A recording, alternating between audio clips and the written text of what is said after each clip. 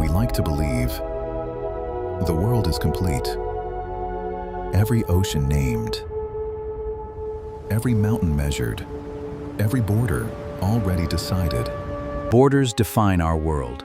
They are written in ink on textured paper, yet they shape the destiny of nations. This is the story of our shared geography. But that's not entirely true, because there is one place where millions of people wake up every morning, certain they belong to a country. And much of the world says they don't. No one argues that the land exists, or the people. Oh, you dropped your book! Thank you so much. The argument is something far stranger, whether that place can be called a country at all. And for more than 30 years, that single disagreement has shaped the lives of millions. This maanta suuqu waa mashquul, ilaa mashquul. Haa, waa runta. is the story of Somaliland. A place that may force us to rethink what a country really is. The sun rises over Hargeisa, like it always has. Shopkeepers unlock their doors. Buses fill with passengers. Children race each other on their way to school. Street vendors prepare for another day.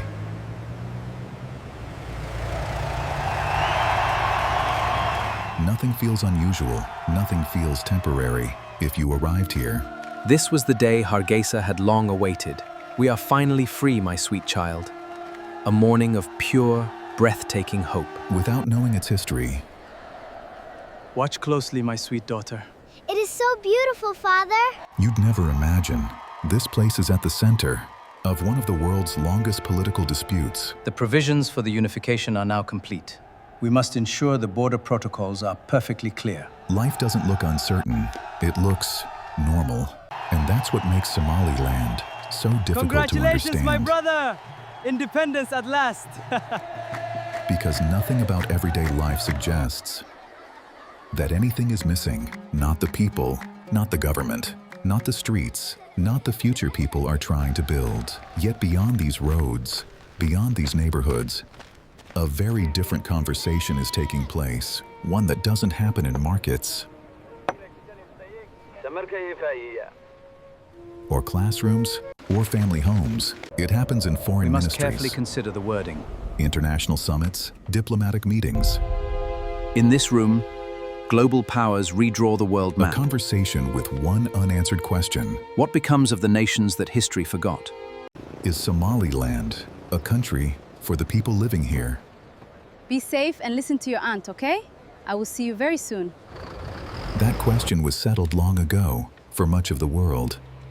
It never was, and to understand why, we have to go back to the week everything changed. It began with celebration. On June 26th, 1960, British rule came to an Beautiful, end. just like that. For the Hold first it for history. time, the people of At Somaliland last, we are were no longer finally living free. under a colonial Long live flag. independence! The streets filled with celebration, flags waved above government buildings, crowds gathered.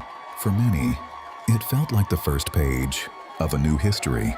But 5 days later, that history changed direction. The leaders of Somaliland made a choice, not under invasion, not after defeat. here to build one By shared choice, republic. they agreed This to map now unite unites with us. the former Italian Somaliland. Together, they would become the Somali Republic. It was an ambitious idea. One people, one language, one nation. The celebrations didn't stop. If anything, the dream had become even bigger. Few people stood in those crowds, wondering if they were watching the end of one country. They believed they were witnessing the beginning of a stronger one. For years, that belief survived. Children grew up knowing only one Somalia. Businesses expanded, families built new lives. The future seemed to be moving in one direction, until slowly, it wasn't. Not because of one speech or one law, but because trust started disappearing. Almost no one noticed it at first. The first cracks rarely look dangerous, until one day, you realize the wall is no longer standing. the cracks didn't stay hidden forever. In 1969, a military coup brought General Siad Barre to power. At first, many hoped a strong government would bring stability. Instead, the distance between the north and the government in Mogadishu kept growing. Voices that questioned the government were silenced. Communities in the north began to feel that the future they had imagined was slipping away. Then, the protests ended. Because the fighting had begun, by the late 1980s, war had reached Somaliland.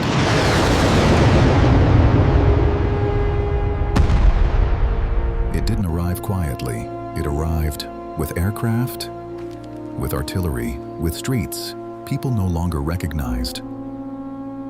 Hargeisa, the city that had once celebrated independence,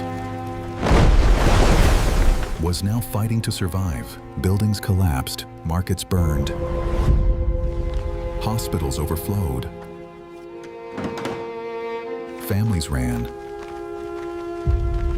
without knowing if they would ever come back. Some crossed the border into Ethiopia, others hid, waiting for the bombing to stop. Many returned to streets that no longer existed for them.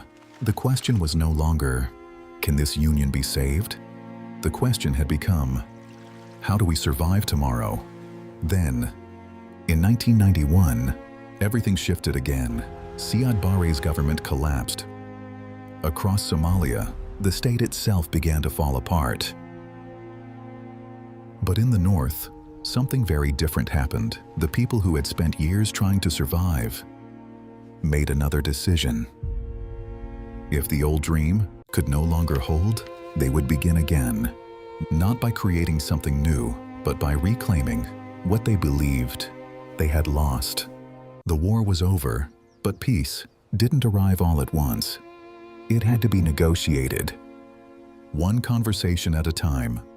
Across Somaliland, clan elders began meeting, not to decide who had won, but how to make sure no one would fight again.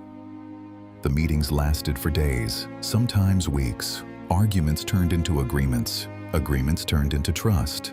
Slowly, the guns became quieter. People started coming home. Some found their houses standing, many didn't. Entire neighborhoods had to be built again.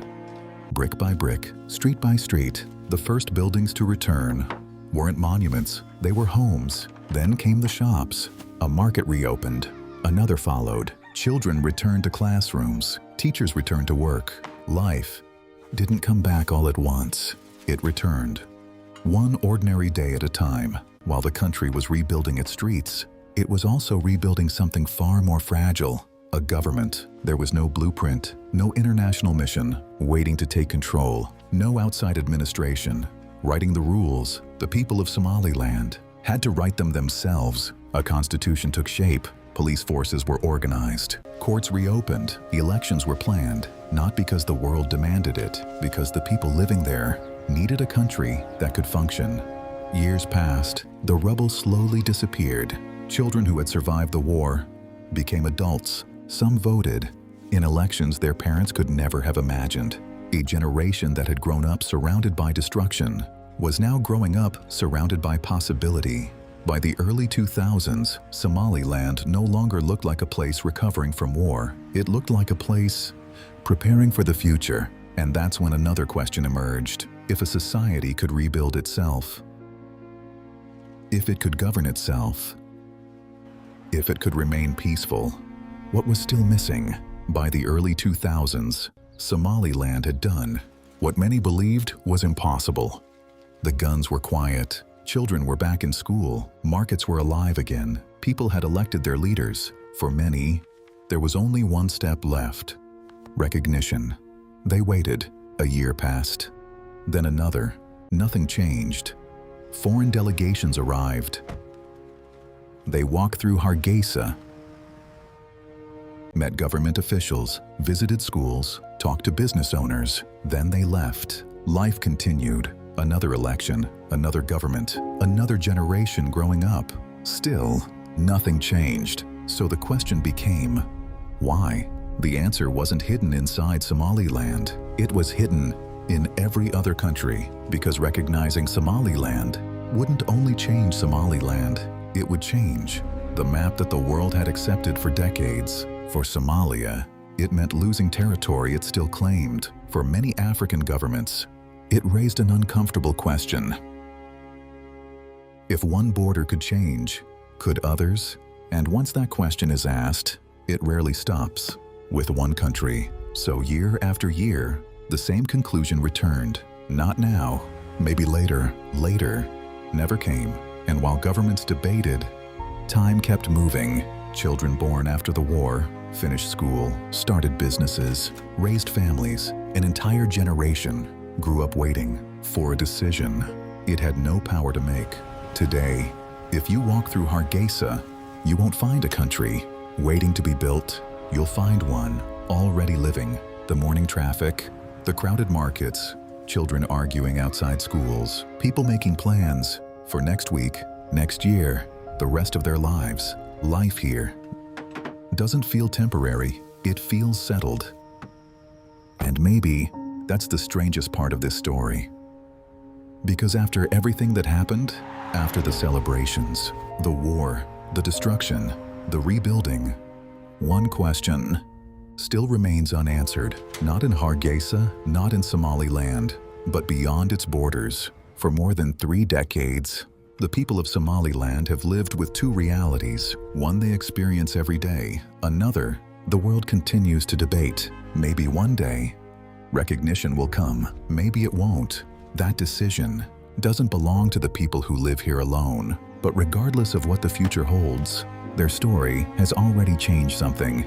It reminds us that countries are not built in conference rooms. They are built by people, by families rebuilding homes, by teachers reopening classrooms, by shopkeepers unlocking their doors, by parents choosing to stay, even after everything they've lost, whether the world calls Somaliland a country or not. Tomorrow morning, the sun will still rise over Hargeisa. The markets will open, children will walk to school, life will continue just as it has for more than 30 years.